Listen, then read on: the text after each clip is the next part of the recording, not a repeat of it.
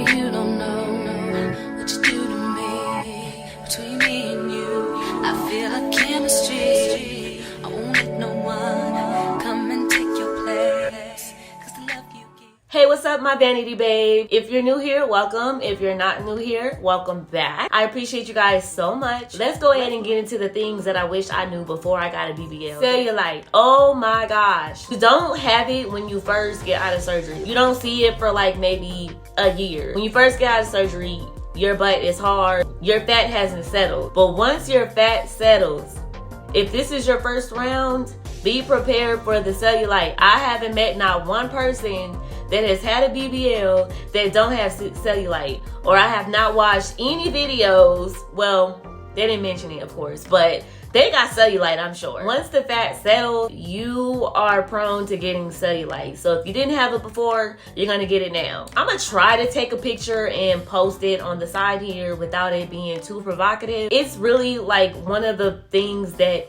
bothers me when I'm naked. I mean, I love my body, I love my shape, but it's just the cellulite. I know that there are lotions and stuff out there. If you have any recommendation for any type of creams, lotions, whatever that can get rid of it, let me know. I'm gonna go on Amazon and check it out as well. I haven't really thought about it, but I am gonna look into it. Another thing is your BBL scar. So when you have a BBL, you're gonna have a scar on your spine, and then you're gonna have 2 scars up front right here. You might have 2 scars at the top of your butt or at the bottom, depending on who your doctor is. You're gonna have multiple scars. If you keloid really bad, you definitely wanna prepare for your scars. You definitely wanna get like some type of cream that works for you, some type of like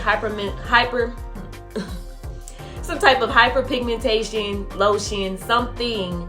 Because y'all, I am almost 2 years post-op and my scars are still there. They are still fading. It's just taking a really long time. What I also think is prolonging the healing process is after surgery, I got the lymphatic massages. The lady that was doing my massages, she was actually like reopening up my incisions. I don't care what they say, I do not recommend that. Drain naturally. Drink lots of fluid, and I mean a lot of it. All of that stuff will come out, but I do not recommend that. I do regret that. Also, since I've had that surgery, I've had lots of random hot flashes. I'll just get them out of nowhere. Like, I feel like I'm going through menopause or something. It's just so random. It could be like -10 degrees outside, and out of nowhere, I'll just be like flaming. So another thing that I did not know is that the first, I want to say like month after surgery, you're gonna have a weird appetite. One minute you're gonna be craving everything, the next minute you're not gonna have any taste. It's weird. I know, fresh out of surgery, I didn't want nothing, of course, because I was high off drugs. Okay, let me just rewind. I was taking the pills that they gave me to help me with the pain. So I was dealing with that. They wanted me to eat soup and crackers. I didn't want that. I really didn't want nothing. But then like maybe after like the second day, that's when I wanted like everything. I was eating a lot. And you do want to listen to your body and eat. Listen, I was told that the more you eat, the more fat that you keep, because after your surgery, you tend to lose the fat that they put in. I think you lose about 40% of fat. I don't know. Don't quote me. I'm not a doctor. Okay, so I did know this in the beginning, but I am so hard-headed that I just was like, I'm different. I cannot stress to you how important compression is. Compression is probably the most important thing about your recovery. You definitely want to compress, wear your boards and your faja. I think I wore my faja consistently for like a month. And then after that, I was just like, I'm over it. It's so uncomfortable. I'm sick of it. And that's probably why my stomach is not as flat as it was coming out of surgery, and I'm having a hard time getting it there, but it's getting there. I've been on a heavy diet. But anyways, here I go rambling. Definitely compress. Definitely get your massages. Definitely wear your boards and wear your stage 1, stage 2, stage 3 fajas. Another thing that I did not know is that when you gain weight, so does your butt. When you lose weight, so does your butt. So it's literally growing with you. I gained so much weight last year. I gained almost 200 pounds. And when I gained weight, so did my face, so did my butt. Like, everything was just big. My stomach, everything was big. I was just a big person. Y'all better not say it. I have lost a lot of weight, y'all. I have lost so much weight and I'm still losing weight. Like, after your surgery, you definitely want to keep your body up. You definitely want to work out at least once a week. You don't have to do too much, but at least really 3 times a week. But if we being lazy, 1 time a week is fine. And then just watch what you eat. Just don't overeat. I definitely recommend that you eat sea moss every morning. That way you won't eat as much throughout the day. Another thing that I absolutely did not know before surgery is that most people who get a BBL will require a round 2 to get the look that you want. If you're getting a BBL and you want the natural look, round 1 is fine. But if you're looking for a round but no cellulite, like you want it to be like damn near perfect, you definitely might have to go back for a round 2. Am I gonna go back for a round 2? No. So I finally made my final decision on getting a round 2. I know I have been back and forth about getting a round 2 BBL, and I still have a love-hate relationship with my butt. But y'all, I take so many videos of my butt and just my body to just track my progress. And I had went out with friends the other night and we had did some TikToks. And like when I turned around, I was like, yo, if I get a round 2, I'm gonna look like a freaking ant because I am like 5'2", y'all. I'm too short for a big butt. So I feel like the butt that I have now it's fine. Like if I get any more butt, I'm gonna look crazy. However, I am definitely gonna do a mommy makeover. Let me show y'all. So I have like a bunch of boob fat. Can you even see it? Okay, so y'all see this? If you have been watching my channel, you know that I complain about this all the time.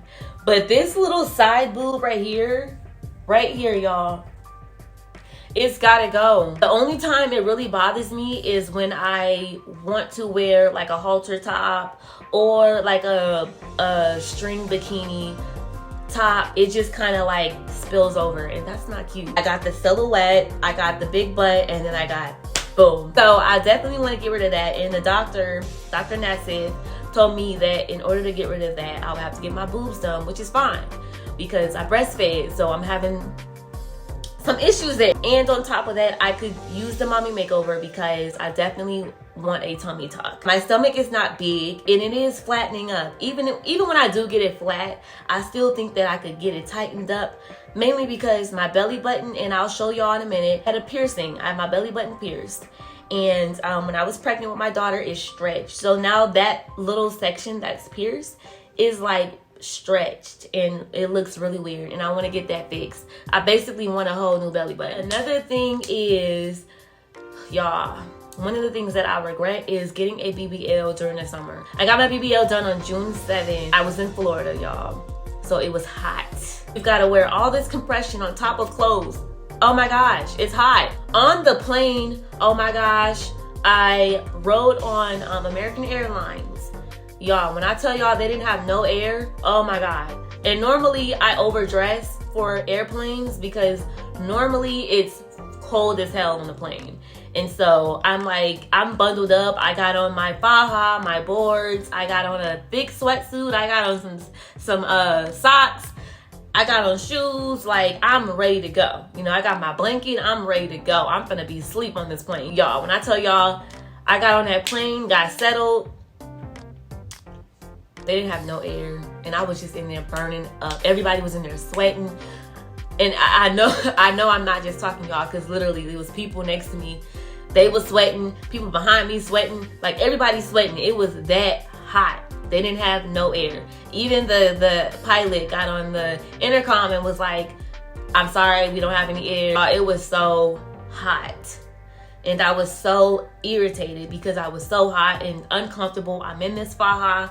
I'm barely sitting on my butt. I brought my BBL pillow. I was just really, really uncomfortable. Plus, I had to keep getting up to walk so that I wouldn't get blood clots. It was just a lot. The next one I already talked about is basically do not let them open your incisions. I found this really popular lady. So I booked 3 massages with her. They opened the incision. It didn't hurt that much, but it kind of like burned a little bit. They use a Q-tip, a long Q-tip, and they like try to open it with the Q-tip, and it's just, I didn't like it. I had 3 of those massages, and then I had 3 with my at the center, the surgery center. But they kept reopening them, and then it was like draining me. You could literally see like all of the fluid coming out. It was so gross. And the last one I pretty much already brought up too is to definitely work out. Do not get your surgery and then think that, okay, I got my dream body, I don't have to keep it up. I was told that when you gain weight, it's gonna gain weight where the fat is stored. So in your butt, it's not gonna go in your back. I don't know if he didn't do enough lipo or something, but it's definitely going to my stomach.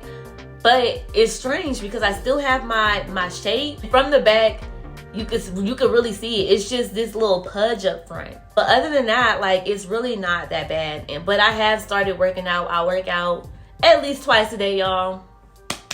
That's progress for me. Those are my things that I wish I knew before surgery. And I just wanted to share that with y'all because I know that BBLs have gotten so popular. Everybody is getting them. And I just want you to know, a lot of my subscribers on here is BBL subscribers. They want to know about my progress, my journey, and all of that. My next video is going to be about my almost 2-year update. And I'm going to show you guys some videos and stuff on that because it's been a while since you guys have seen my body. But if I'm being honest, it's been a while because I gained a lot of weight and I was insecure. And I felt like, you know, I paid all this money and I just let it go to waste. But I have awakened and I've done something about it and I'm ready to show you guys. So stay tuned for that. Thank you guys so much for watching. Until next time, bye.